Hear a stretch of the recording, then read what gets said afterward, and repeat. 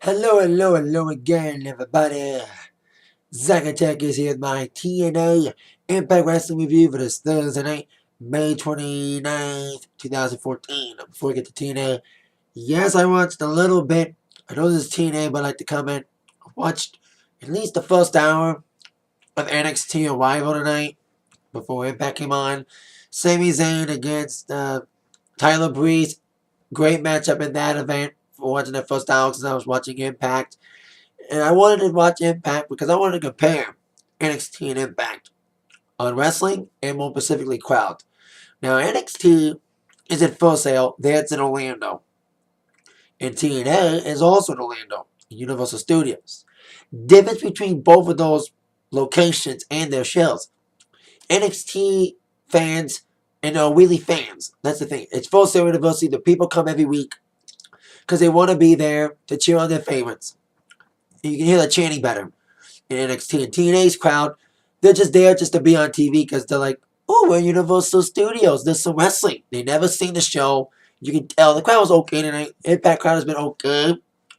There's been sometimes they've been a good crowd, but tonight's Impact crowd was kind of like, And the action, leading towards Slammiversary. Of course, no match is made for it, but I think some matches could be made for it. We will see, of course, on the subtitle, Bully Ray is on a mission. And we would see the return of the Samoan submission machine. I was making fun of the introduction for Ooh my God, from Armando Alejandro Estrada. We used to say like the Samoan bulldozer. Ooh my God, rest in peace, by the way, too. My God, sad. Anyway, like I said, Bully Ray was on a mission. And that's how we began Impact. Bully Ray is on a mission to put 6 people through tables. Of course, obviously, Dixie Carter's on that list ever since what she did at the last TNA pay-per-view Sacrifice. We'd also see her 2 minions in Rockstar Spud and, of course, EC3. Like, those are obvious. But now 3 names are also on that list of people, on Bully's hit list of people he wants to see put through tables. Of course, MVP's clique. Of course, MVP in his clique, Bobby Lashley, who Bully Ray spelled wrong. He had all the 6 tables spray painted with everybody's name on it. Lashley, he forgot the E. Lashley. He forgot the E in between the L and the Y of Lashley. So he misspelled Lashley's last name. So Bully's, I'm going to put you all through tables, and that's a promise. And then here comes MVP and his clique. Wanted to beat down Bully Ray, which they did, with a little help from EC3, clipping Bully Ray from behind, clipping his knee from behind. With Rockstar Spot in tow. And as the beatdown came down, here comes the Wolves, A-Dub, and also EY, Eric Young, to come down to make the save. As Bully Ray is going to be put through one of the tables with Rockstar Spud's spray painted name on it. So then Spud would eventually go through it after the Wolves and EY and A-Dub cleared the ring. 1 down, 5 to go. So after that, we would have an impromptu 6-man tag involving the Wolves teaming up with A-Dub, Austin Aries, let's see him in action lately, taking on MVP's clique. Of course, MVP, Kenny King, and Bobby Lashley. Now, the very intense 6-man tag, of course, it was a brawl from the get-go. Once we got back from break, all 6 guys were just brawling all over the ring. And that's what it was. It was just a brawl between these 6 guys and the Wolves. Basically the Wolves and A-Dub were gunning up advantage. Specifically Davey, of course, after being speared off the stage last week, being sent to the hospital. He had bandaged ribs and all. He was trying to fight through it, but of course those ribs were a target. Especially when we had the ending for the match. So, as the Wolves were just taking over following, of course, MVP, Kenny King, and Lashley. I think they're a good team. I think Kenny King and Lashley could end up facing the tag team champs at the pay-per-view. I predicted that last week, I think. On last week's Impact review, so I think these 2 teams will face off. Since MVP is going for the TNA gold, I would not be surprised if King and Lashley want to challenge the Wolves for tag team gold, so they really have all the gold. So Wolves were taking care of business along with A-Dub, taking care of his business. But as Davey was coming up the top rope, he even took the bandage off his ribs, which ended up being a bad thing because the ribs were targeted big time. He got knocked off the top, got speared by Bobby Lashley. He got taken down by MVP and the pin 1-2-3 victory for MVP and his clique. He doesn't have a name yet, but I called him last week NPR for Money, Power, and Respect. A phrase that MVP kept saying last week. So now we're on to our next matchup. The in-ring debut of Bram. Now, of course, Bram is, of course, Magnus' little buddy from England. Has been wanting to see Magnus take out his aggressive side, especially in matches involving Willow lately.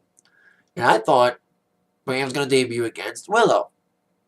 Well, that wasn't the case. Instead, Bram debuted against Tigre Uno. Now, Tigre Uno's an ex-Division guy, so it's kind of weird to see him against this Bram guy. And this Bram guy looked pretty good in his debut. Of course, Magnus was on the ringside.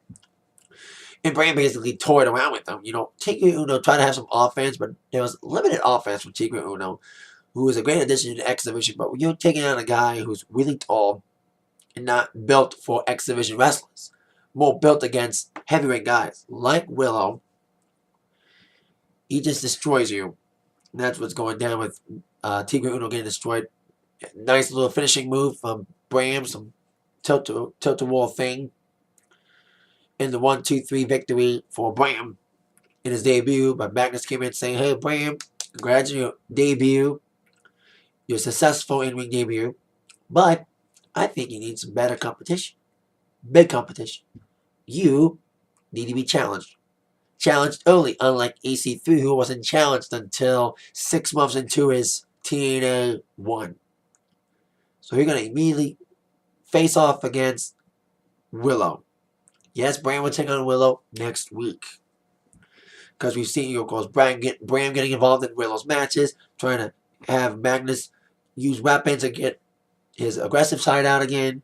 So now Bram himself will have to face off against Willow next week. Now on to our next match. Gunner, despite kind of communicating with Mr. Anderson's little rival, Sam Shaw and the Looney Band, we didn't see that conversation continue this week. But Anderson was questioning it. But despite that, Gunner still had Anderson's back as they took on the Bullmans in tag action. Of course, the Bullmans trying to get back momentum following losing the tag team titles a little while ago to the Wolves. Some decent action from both these two guys. Of course, the Bullmans trying to win back the winning way, especially with, of course, aiding with of course, the DJ noises from DJ Z. Of course, spitting the little sound effects going. And I kind of made fun of Bullman, specifically Robbie E. And I think he's learned well. He's gotten better. And Jesse, Jesse's pretty good too. You know, they're not the best wrestlers in the world, but they're trying. And they tried well against Mr. Anderson and Gunner. Gunner and Anderson's a decent combination. Especially Gunner's power and Anderson's fast work that sent the ending with, of course, Anderson nailing the mic check on Robbie, setting up a big flying headbutt from Gunner in the 1-2-3 victory for Anderson and Gunner. So as the Bullmans were laying out, here comes the freak show. I mean the Menagerie. Now, we haven't seen the Menagerie in 2 weeks, which had been a good thing, because there was a little segment against Kaz last 2 weeks ago, against Crazy Steve, that just paraded around the ring for 10 fucking minutes. That was stupid. It made him look bad. You know, they've been promoting up for weeks. They looked good in their debut when Nux took on Kaz, what would be end up Kaz's last 2 matches in TNA.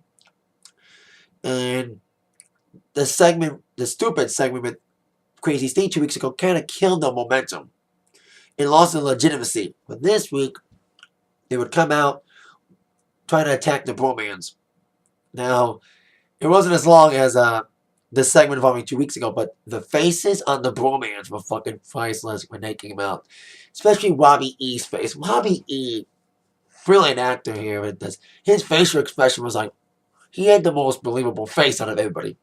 You know, you look at Jesse and Zima's faces. I think looks were okay, but Robbie E's look was more of sheer fear because they're clowns. You know, they're freaks. So they did like they did with Kaz, but not as long. They paraded around the ring, let the music go. Of course, Steve, Mason White, I mean the freak, and of course Nugs, along with Rebel, who is pretty cute. And all the Bullmans were like holding on to each other. They're like in a group, so like, we don't want any part of you. And then they ran, and then Zima Iron kind of became the sacrificial lamb as he got spine busted to hell by the freak as the other Bullmans ran off like thieves in the night.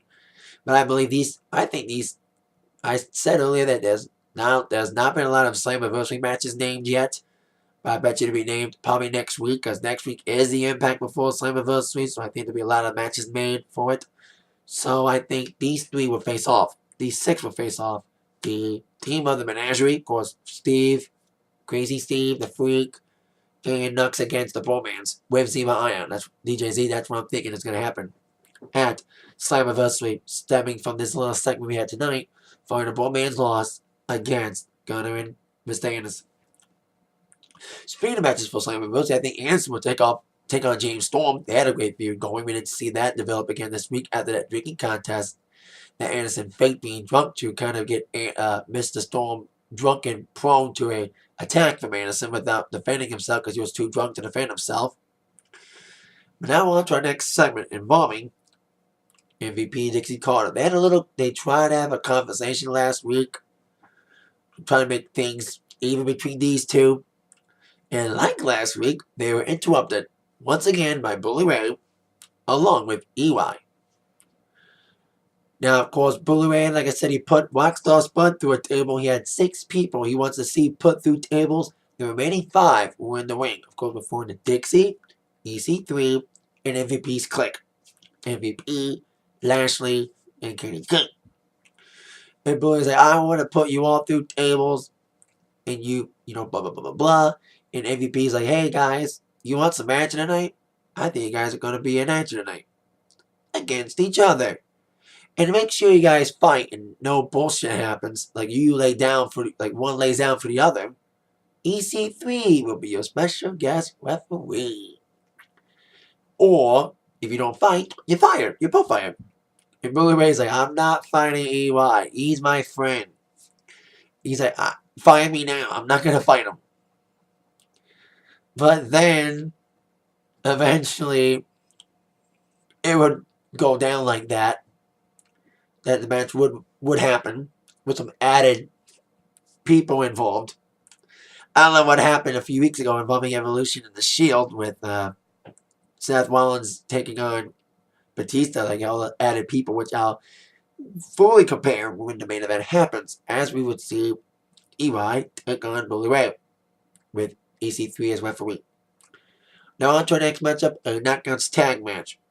Brittany, the newest Knockout, won a little bit of advantage after getting beaten down by the beautiful people last week after accepting Angelina's open challenge to only new Knockouts to try to duck out of a challenge from Gail Kim, or Madison Rayne for that matter. Speaking of Madison Rayne, those two, Madison and Gail, would both be asked by Brittany to team up with her against beautiful people for revenge. Madison's like, I've been telling you for months, Brittany, don't get involved. You're going to get way over your head. I think Brittany's kind of like naive, kind of innocent. She's playing an innocent character, like she's like carefree and kind of klutzy and too dumb. She asked Gail Kim to tag after Madison said no, and then Gail accepted. And Brittany, like I said, Brittany's playing an innocent, naive, dumb type, kind of like Mickie James's character was in the early goings in WWE. And I'll really get to that Mickie James comparison, especially in a very first storyline, in just a few minutes, WWE. But Brittany was in most of the match because she wanted to prove herself because she's a newbie, and she looked okay against Angelina last week. But tonight it was just a basic beatdown because Brittany did not tag in Gail for the longest time because she wanted to prove herself. She wanted to show everybody that she can beat these beautiful people. Basically, she wanted a one-man. She was on a one-girl show. Wanted to beat up 2 girls by herself. But she was indeed pummeled, especially with, a lot of referee distracting. Of course, like every other Beautiful People match, we would have Stifler involved. And Stifler's easily distracted by the flirting from the Beautiful People. So after the beatdown on Brittany, Brittany finally found the strength in the womb to breathe in to get the tag to Gail. So Gail got in, came in like a house on fire, and was ready to make one of the Beautiful People eat defeat eventually, as she was dominating until she got off the top rope. Brittany blind tagged herself in after Angie was down, knocked out by Garen. Like I said, Brittany tagged herself in, blind tag, wanted to get the finish herself. Actually, Velvet was down because Angelina was the illegal person. And as Brittany was trying to go for the finish following the blind tag, referee was distracted. Angie nailed the Botox injection and the 1-2-3 victory on Brittany from Velvet after the interference from Angie in the win for the Beautiful People. So Brittany was embarrassed yet again by the Beautiful People. So we would see Brittany cowering in her defeat and asking Madison where to come out. Of course, saying, Madison, why didn't you tag with me tonight? Do you want to be with me? That leads to my Mickie James comparison, like I said earlier. Now, when Mickie James first debuted in WWE, she was a klutzy, cheerleader type, a crazy psycho chick who had a crush, should I say, on Trish Stratus. They had a little lesbian tease.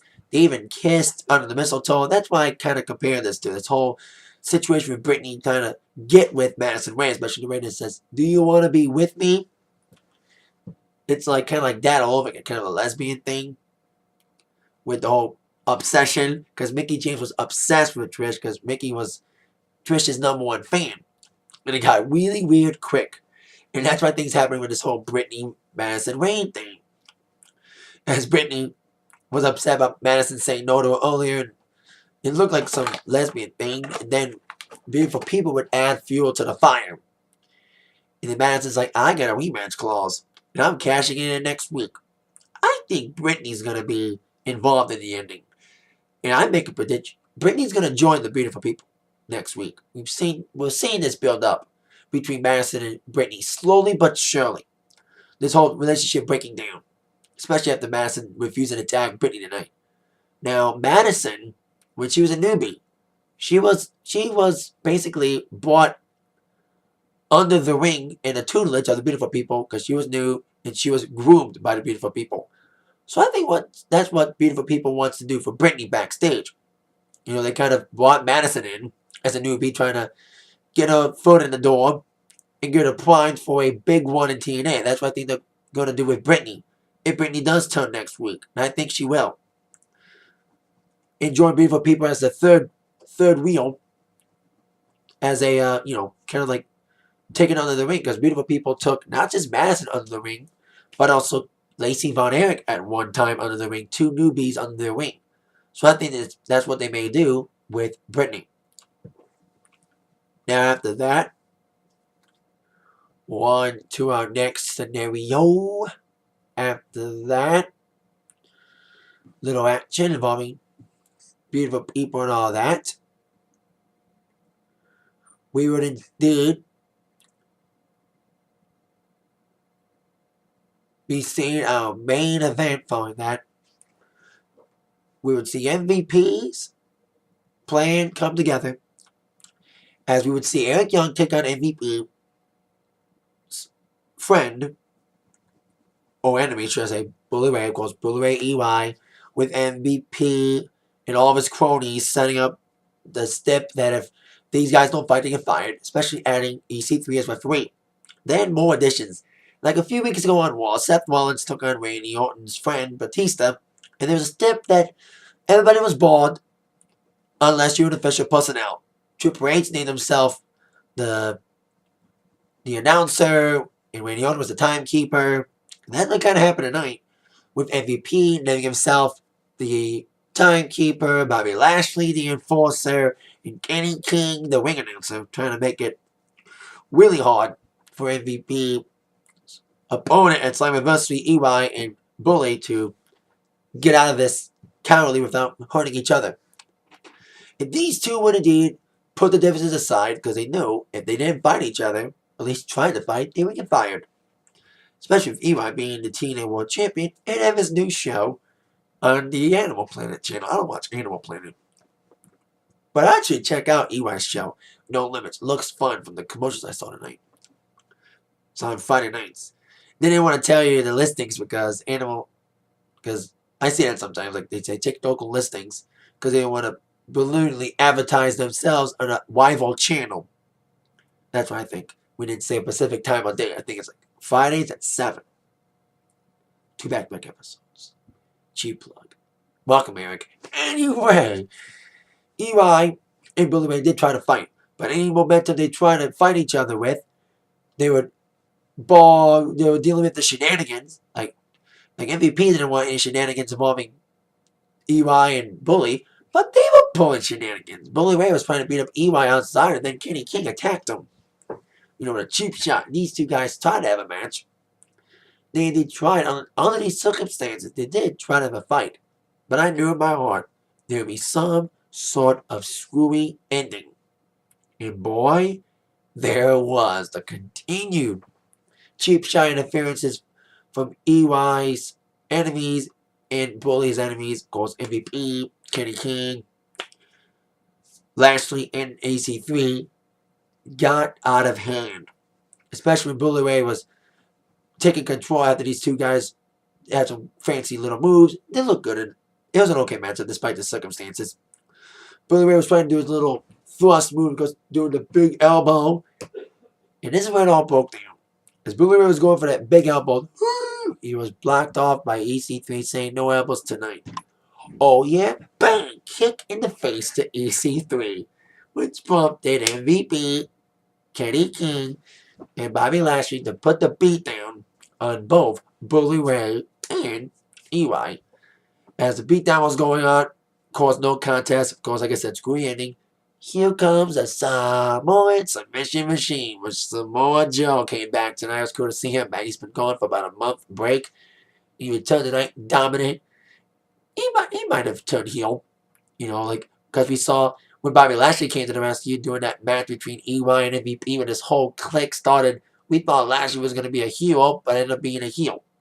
But we all should have known that Joe was going to be a face, and I think he knew all along, because when Joe was last in TNA, when he was getting numerous title matches against Magnus, he felt like he wasn't getting a fair shake. I think he kind of saw MVP's shenanigans early on, when Joe wasn't getting a fair shake for the title, being put in triple threat matches, with still interference going on, all this shit. So I think Joe saw through MVP. Especially now that MVP is heel. So Joe would come in, looking good, dominating on people, saving EY and Mr. Bully, and nailing the Muscle Buster on Mr. Kenny King. So MVP, Joe's gonna kill you. I smell something's gonna go down next week involving MVP and Joe next week. I would not be surprised if it's a 6-man tag next week. Joe, Bully, and EY taking on MVP's clique. Although that match isn't official for next week, we do have 2 matches made for next week, with Willow taking on Bram and Angelina defending the Knockouts title against Madison Rayne. And I expect Brittany to turn and get involved in this matchup and turn on Madison, especially after the 9th segment, and join the beautiful people. That's what I'm guessing. Like, something's going to happen. Especially since I thought Gail was going to get a shot at Slammiversary. That may still happen, especially if Angie wins next week against Madison. Of course, I don't read spoilers on TNA, because all these TNA Impacts for the last couple weeks have been taped. And next week's Impact will be the last one taped out of Orlando, because they're going to Philadelphia in a couple weeks. So, I think there's 2 Impacts left in Orlando. I think there's 2 Impacts left in Orlando. And then they're done. And with that in mind, that is it for my TNA review tonight. Thank you all very much for watching. And you've been attacked by the review from Zach. Thank you all very much. Have a great weekend, everybody. See ya. Yeah.